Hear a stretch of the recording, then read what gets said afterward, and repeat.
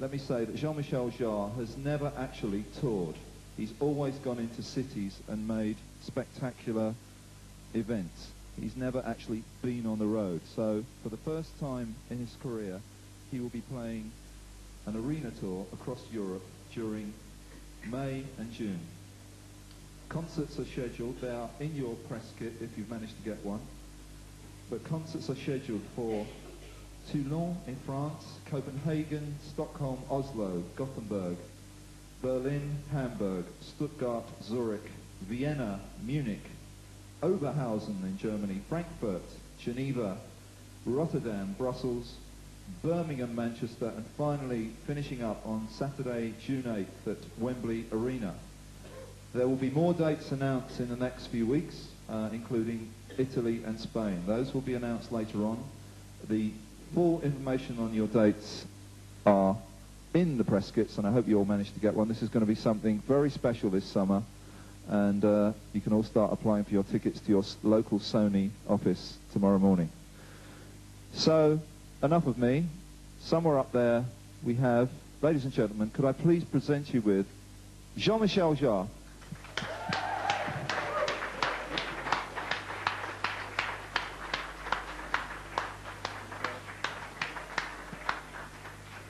And on the stage with him is Mike Kaufman from VH1, who's going to set the ball rolling with a few questions.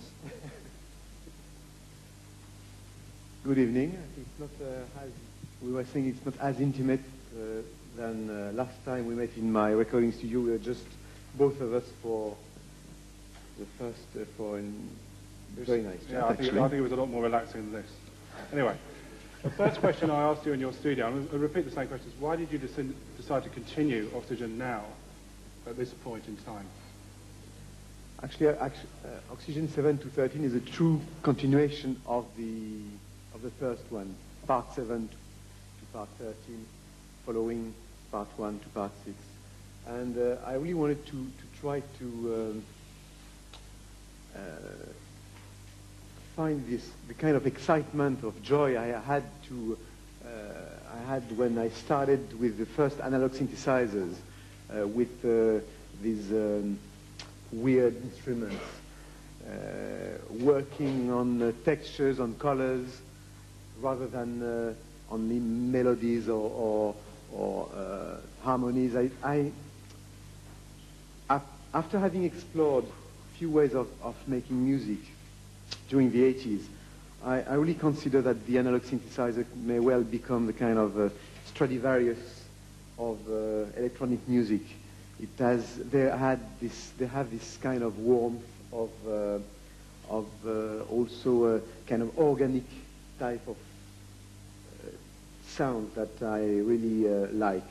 And having been a painter for quite a while, I'm particularly happy to be in this Hayward Gallery tonight, because I really see the work on Oxygene very close to the work you can do as a painter, partly doing abstract painting, because the main difference between abstract painting and figurative painting is probably the difference you have between writing a song with lyrics and writing music like Oxygene, when you are more working on the light, shadow, textures, contrast, rather than being narrative, like when you have lyrics, for instance. It's also a different way of communicating feelings to the audience by let the audience doing and creating their own images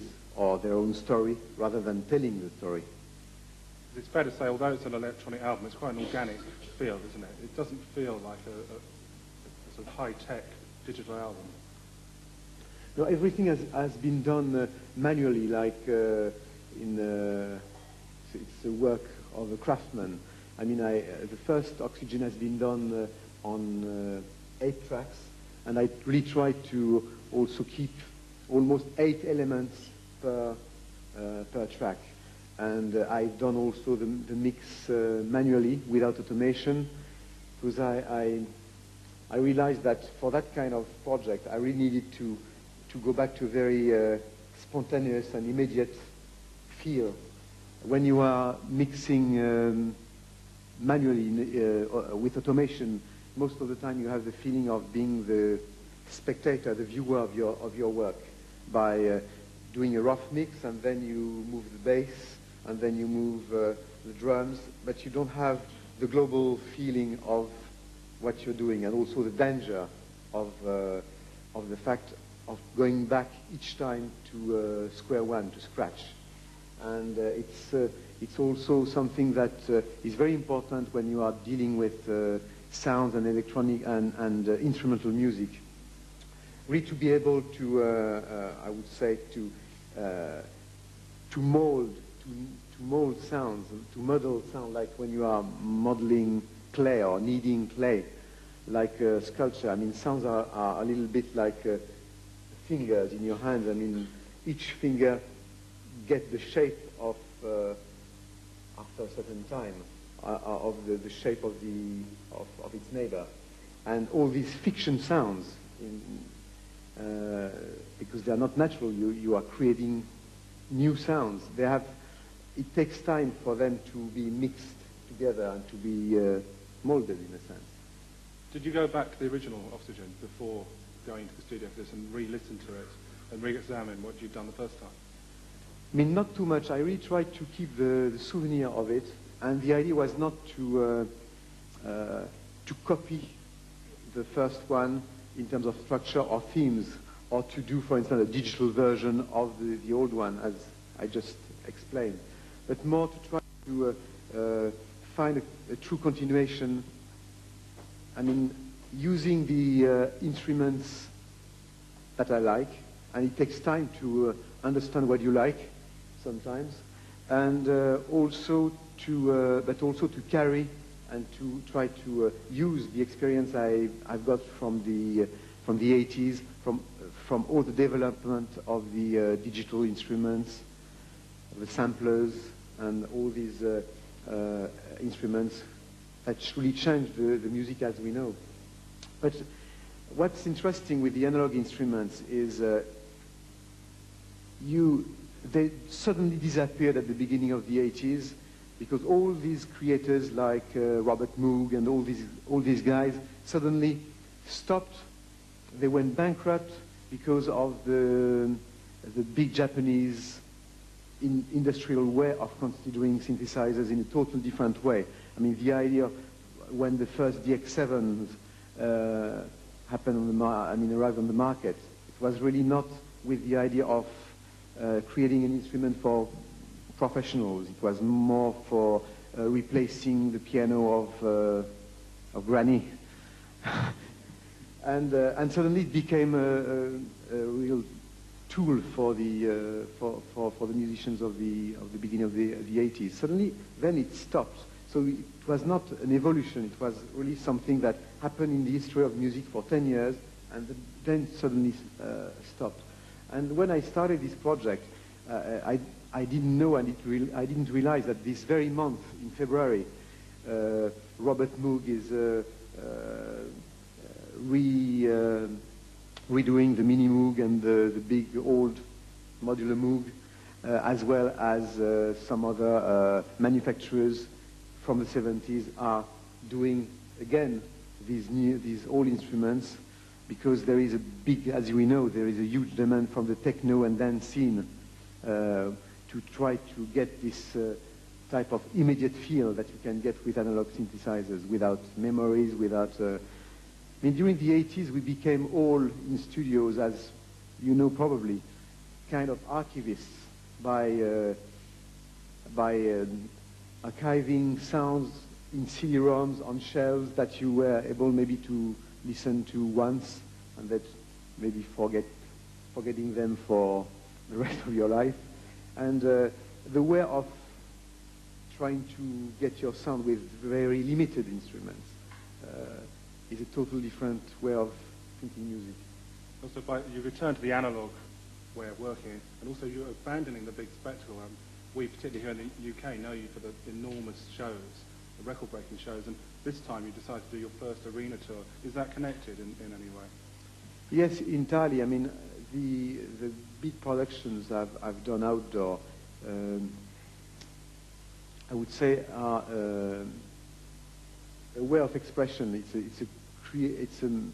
a way. I would say, an art form in itself, in which I would say architecture, environment, lighting, design are surrounding the music or the performance. And also, I think it was also linked with the 80s, where the images became really more and more virtual through the beginning of internet, through video, through computers, and then we, in a certain way, the image of the artist, not only myself, but for a lot of reasons. I mean, through MTV, through all video images, the images of the individual, of the performer, started to be diluted through technology. And I really would like to, as I've done for this record, also for these indoor projects, not to take the outdoor production indoor and putting the outdoor concert in a small box, in a sense, but really to try to use the same kind of attitude by using a technique, a stage technique close to theater or opera, with painted decors and something maybe more organic, maybe more human. Great. I'll pass you back to Bernard now. I think we're going to open it up. Thank you. Sure.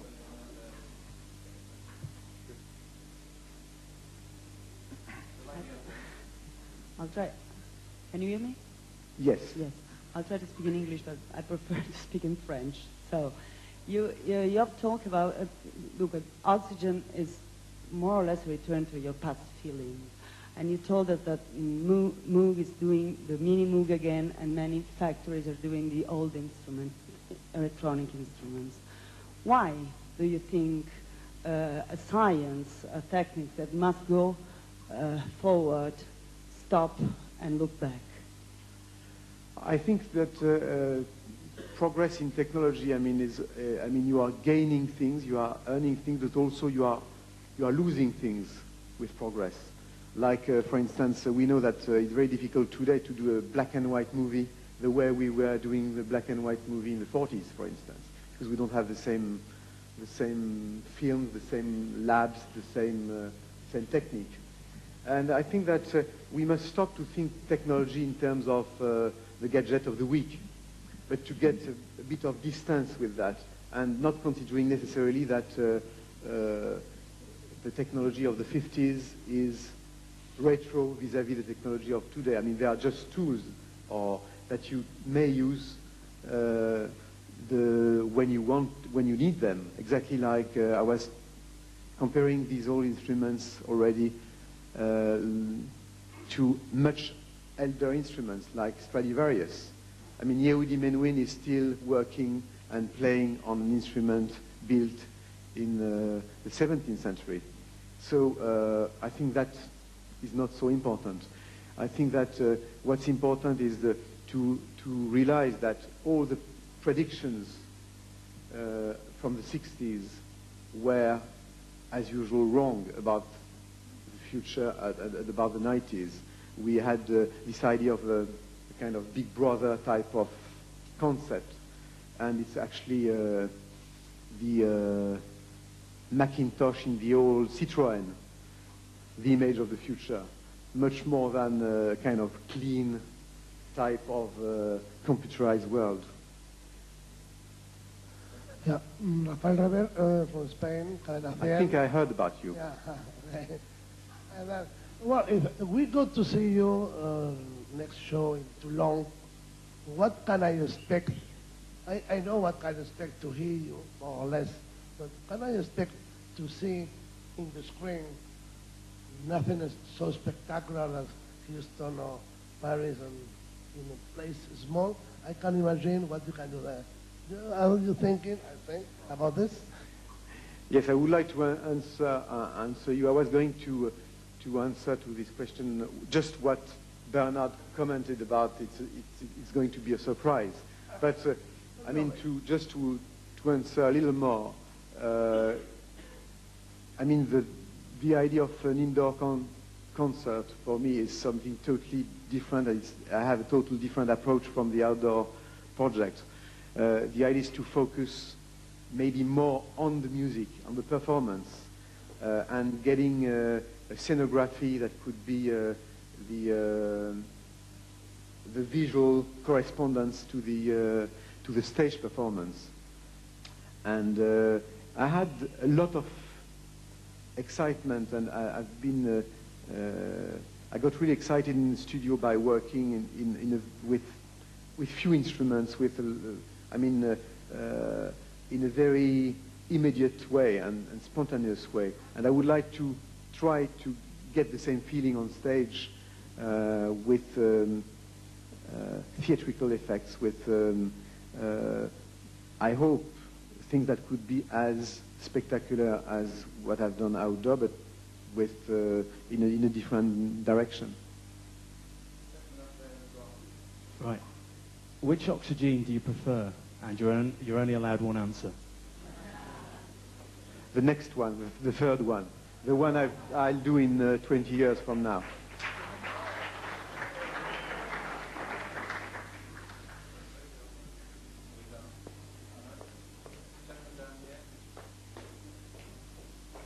Alex from Austrian National Radio. When you're going on tour, what are your feelings about doing the same work each night? That's going to be a unique experience for me. You know, I feel what's great with this tour is I'm great and terrifying also for me, is because I've done probably amongst the biggest production ever, but I'm a real beginner in this field where so many people and so many acts are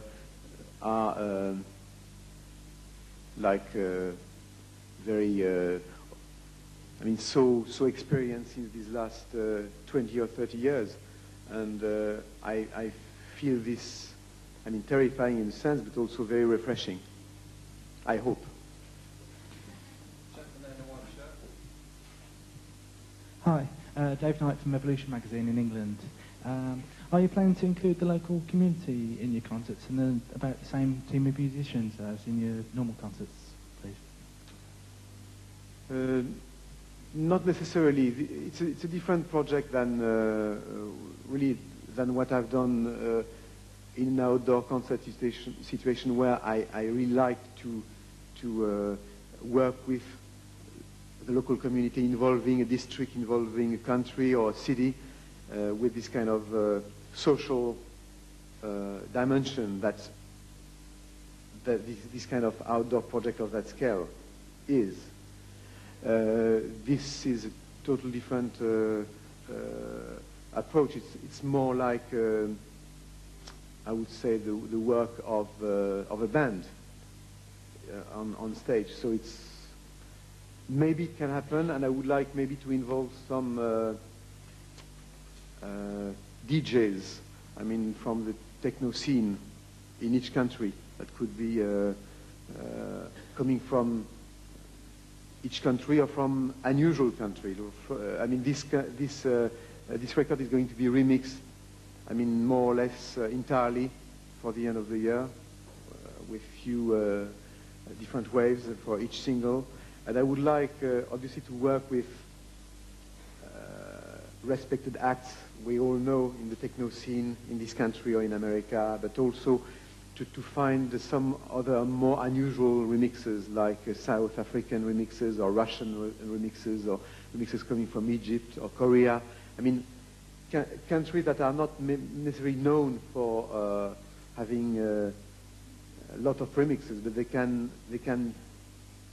put their own culture and the local community feel you were talking about. Hello. Hello, I'm Bridget from Austria, Clubhouse 3 magazine, and I'd like to know, it says in your biography that you're sort of here to claim your rightful title as a godfather of what Robert Miles is doing now. Now that would suggest that you sort of feel you're not credited enough for what you did. How do you feel about that? I mean, I was tempted when I started to produce this new Oxygene to go much more toward the kind of techno-oriented type of arrangement, and it would have been, I think, a big mistake, because the continuation of Oxygene was in no way couldn't be techno. But I think it's more the role of remixes. So I'm glad to hear sometimes that some techno acts are recognizing kind of influence from what I've done, and I like this relationship. I really consider the techno scene and dance music as one of the major movements in music in the 90s. Who could have predicted that turntables could become the instrument of the 90s? I mean, this kind of very direct attitude to technology, the fact of mixing, using technology and parroting instruments or machines are very close to the way I'm using analog synthesizers.